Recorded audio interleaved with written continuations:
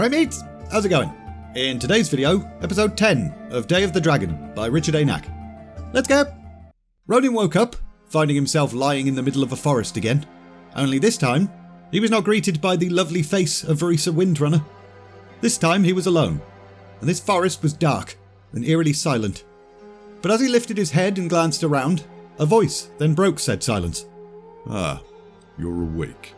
Rhonin looked towards the faceless shape lingering in the shadows, and for a moment he wondered if it was Quasis. However, as the shape drew closer and stepped into the light, he revealed himself to be someone else entirely. You are well? I'm in one piece, thank you. The stranger then smiled. You know me then, human? You're Deathwing the Destroyer. One among many of my titles, mage, and as accurate and inaccurate as any other. I knew I chose well. You don't even seem surprised that I appear to you thus.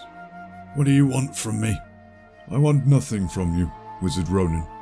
Rather, I wish to help you in your quest. My quest? Yes, your quest. To free the great Dragon Queen. Rhonin instinctively fired off a spell at Deathwing. However, the shadowy figure simply shrugged it off. Now, was that really necessary? Deathwing then moved closer to Rhonin, in an ever so slightly threatening manner, before producing a little wine sack and handing it to the mage. Drink. You will find it most refreshing. Rhonin went ahead and did what he was told. He was incredibly thirsty after all, but also, he didn't really have much choice but to cooperate at the moment. You know so little of us. There's not exactly a lot of documentation on your kind. Most of the researchers get eaten. At that, Deathwing laughed. Hard. I'd forgotten how amusing humans could be, my little friend. Yes, there's probably some truth to that. Awkward silence filled the air, until Rhonin repeated his previous question. What do you want? What am I to you? You are a means to an end. A way of achieving a goal long out of reach. A desperate act by a desperate creature. Rhonin was confused for a second, before noting the frustration in Deathwing's face. Wait, you're saying that you're desperate? What do you see, human? A figure in shadowy black. The dragon Deathwing in disguise.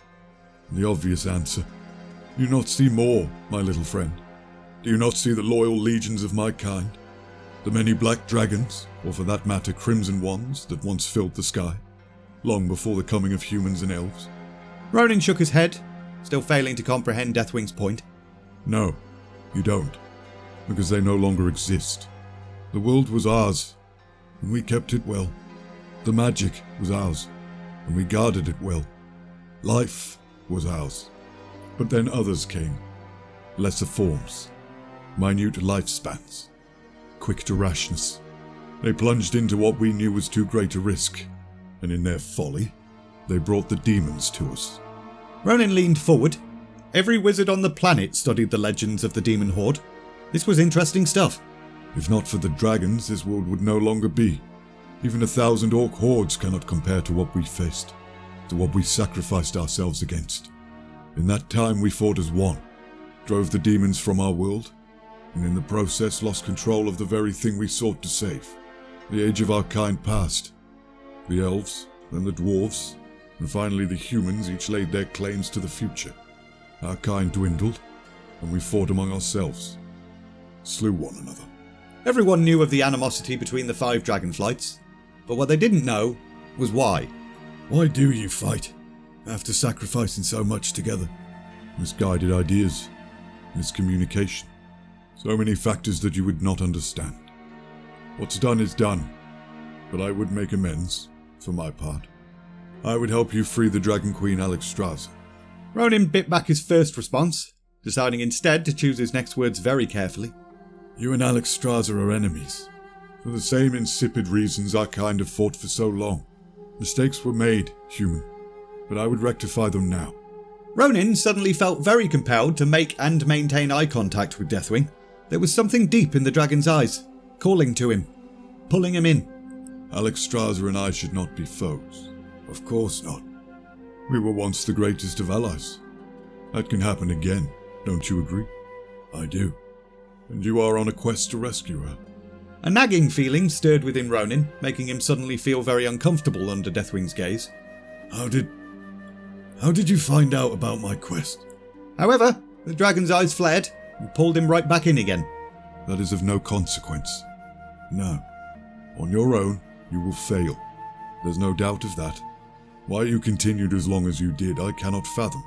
But now, with my aid, you can do the impossible, my friend. You will rescue the Dragon Queen. Deathwing then stretched out a hand, holding a small silver medallion, and Rhonin's fingers reached out, seemingly of their own accord, to pick it up. You will rescue Alexstrasza, my fine little puppet. Because with this, I'll be there to guide you the entire way. Meanwhile, how the bloody hell do you lose a dragon? It was a question that both Vereesa and Falstad were now asking themselves, but neither could come up with a satisfactory answer. Deathwing had been in sight the entire trek, right up until he flew into a cloud and just outright disappeared. It is no use, my elven lady. We have to land. Neither we nor my poor mount can go any further. Vereesa had to agree, despite still wanting to continue the hunt. So she used her super elven seeing powers to scan the rocky landscape below for a potential landing spot. How about over there? Those rough-hewn hills that look like my grandmother beard and all? Aye, that's a good choice. And so, they descended, as stealthily as they possibly could, because this was Khazmodan. The orcs would no doubt have many outposts within this region. Eri be praised. As much as I enjoy the freedom of the sky, that was far too long to be sitting on anything. Go on now. Go get yourself some food and water. You deserve it, beast. I saw a stream nearby. Probably had some fish in it. He'll find it if he wants it. Falstad then slapped the griffin on its rump, and the creature buggered off. Is that wise? My dear, fish don't necessarily make a meal for one like him. It's best to let him hunt on his own for something proper. He'll be back soon enough. In the meantime, why don't we put together a meal for ourselves? So they did that, grabbing some water from the nearby stream and all of that sort of stuff. And sure enough, the griffin returned fairly promptly as well, and the three of them then settled down. I saw nothing from the air, but we can assume the orcs aren't near. Should we take turns to keep watch? Is this the best thing to do? Shall I go first, or... No, I'm too wound up to sleep anyway. I'll go first. Vereesa chuckled to herself. You had to admire the dwarf's ability to fall asleep so bloody quickly. But now that she was practically alone, her mind began to wander. Was Rhonin still alive? What did Deathwing want with him? Had the wizard made some dark alliance with the Destroyer? No, she thought. He wouldn't do that. Would he? Frustrated with the sheer number of questions and very few answers, Vereesa then stepped away from the dwarf and his mount, and ventured out to do a little patrol. And in true elven fashion, had a conversation with some trees. See, Khazmodan had once been a very healthy land, but when the orcs came, that changed. And whilst the dwarves could cheese it, the trees couldn't. They were stuck here, because they're trees. Courage. A new spring will come. I promise you. Cheers, love. Anyway, after her brief rapport with a bunch of trees, Vereesa's mood lightened a little bit. These rocky hills no longer felt quite so foreboding. She was half tempted to just let Falstad sleep through, but if she didn't get any sleep, then she'd just be a liability to the both of them. So she made her way back to their encampment, but as she drew near, a sudden snap of a nearby twig forced her to stop and go into stealth mode. She then heard another sound from the same direction, only this time followed by a savage squawk as Falstad's griffin decided to get involved. And that, in turn, stirred Falstad awake. What is it? Something among the trees. Something your mount went after. Well, he'd better not eat it until we've had a chance to see what it is. So, the two of them also gave chase into the forest, and soon enough stumbled upon the griffin and its prey. Get off me! Away! Leave it, boy. The griffin reluctantly moved out the way, allowing Vereesa and Falstad to finally identify just what kind of intruder they were dealing with. A goblin. Spying, were you? Maybe we should run you through now and be done with it. No. This disgraceful one is no spy. No orc friend am I. I just obeyed orders. Then what are you doing out here? Hiding. Saw a dragon. Black as night. Dragons eat goblins. You saw a black dragon? When? Just before dark. In the sky or on the ground? The ground. You can't trust the word of a goblin, my elven lady. They don't know the meaning of truth. I will believe him if he can answer one question. Was this dragon alone, goblin? And if not, who was with him? No, not alone. He had another with him. They were talking, but I didn't listen.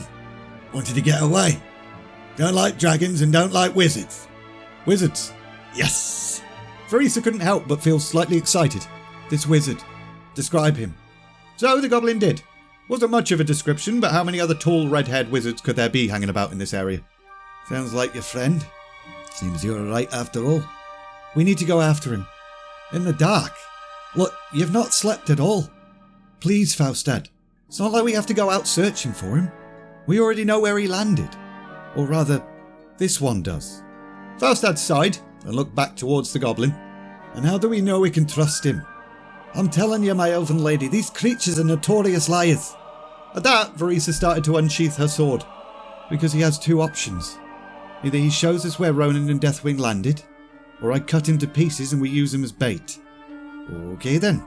Well, goblin, you heard the lady. If I were you, I'd do as she says. I will, mistress. I'll take you wherever you want to go. Don't hurt me. Good. You have my word. Take us where we need to go and I will let you loose. Do you have a name, goblin? Krill. My name is Krill. And I assure you, mistress, I'll lead you exactly to where you need to go. I promise.